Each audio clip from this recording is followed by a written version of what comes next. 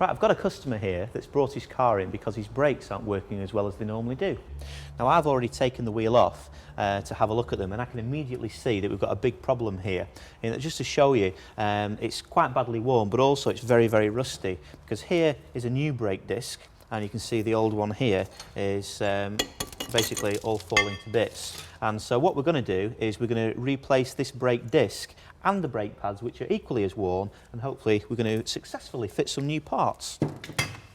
Now, the first part of the job is actually to get it in position, and then also, as with any brakes, there's a lot of dust and dirt connected with them, and they can contain asbestos, so we want to arrest that dust by giving it a good washing off with brake cleaner. So we get it in the position, and then we've got to give it a good wash off so that any airborne dust will be collected and arrested, and will just run down onto the paper that I've put already onto the job.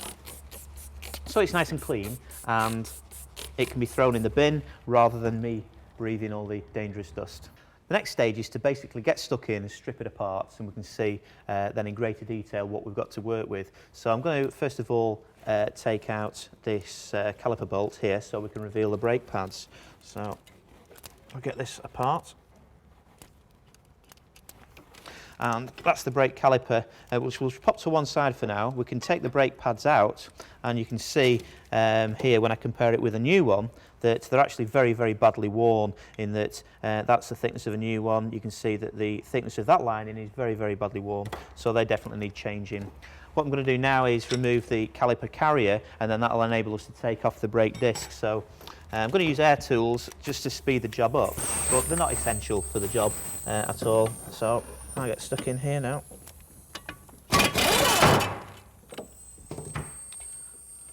So that's nicely out of the way now, and we can now see we've got a couple of retaining bolts here just to take the old brake disc off.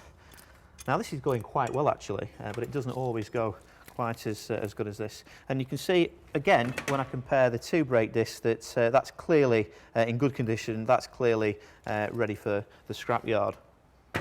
There's no real maintenance to do at this stage. It's basically just a case of building it back up now with a new part, certainly with the brake disc. So we're going to put the locating pins in. We've got a bit of treatment to do to the new brake pads before we fit them. So turn it back round.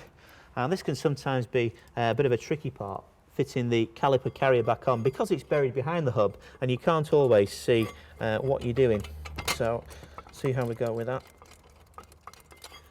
And what I like to do is get all the bolts started first before I tighten them all up, just in case you have any trouble fitting them. Now then, that's all in place now. What we've got to do now is fit the new brake pads, and if you are not that well versed in doing these jobs, you might be inclined just to fit the new pads straight in. But what we're going to do is just lubricate the edges with some special copper grease, which stops them from getting noisy and also stops them from seizing up. So we get more life out of the brake pads. So it's a case of popping in that one there. Exactly the same on the other side, and this is, you can't use normal grease on this. It's a very high melting point, and it is only used on brake pads.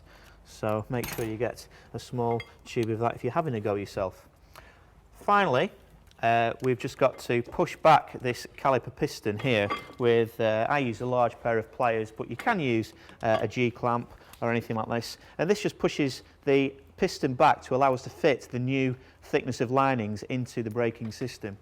So now we can just pop that back into place, pop our bolts in,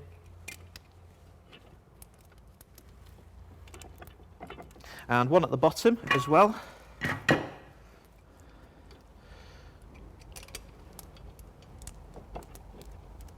Right, now all we've got to do is make sure all the bolts are tightened up, repeat the job on the other side of the car and pop the wheel on. But remember, before you drive off the ramp or off your driveway, make sure you pump the brake pedal up so you've got some brakes working, and make sure that you're careful for the first 10 miles of driving until the brakes are bedded in.